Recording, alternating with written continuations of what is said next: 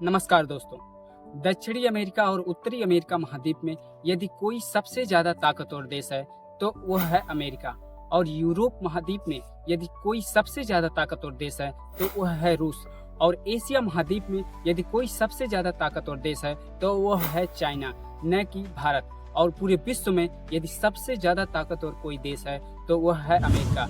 इसलिए मेरा अनुरोध है कि अंधभक्ति तरीके से भारत को विश्वगुरु बनाने वाले अंधभक्त इस वीडियो को पूरी तरीके से देखें। उसी ताकत का प्रयोग करता है अमेरिका, जो पूरी वैश्विक राजनीति को चुनौती देता है। हाल ही में अमेरिका ने वेनेजुएला के राष्ट्रपति निकोलस मादुरो को किडनैप करता है। सवाल बड़ा है और वजह भी।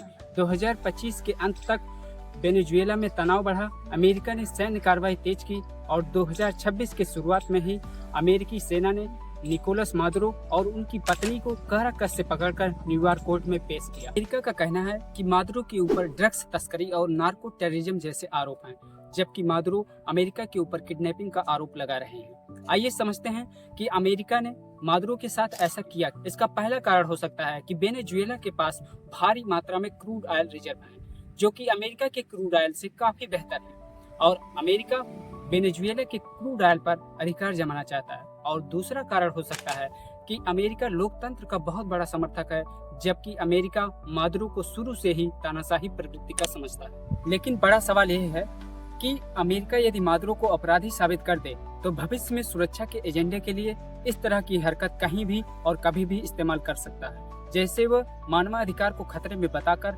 अपनी सेना कहीं भी घुसा देता है। यह भविष्य में कमजोर देशों के लिए बहुत बड़ा खतरा साबित हो सकता है।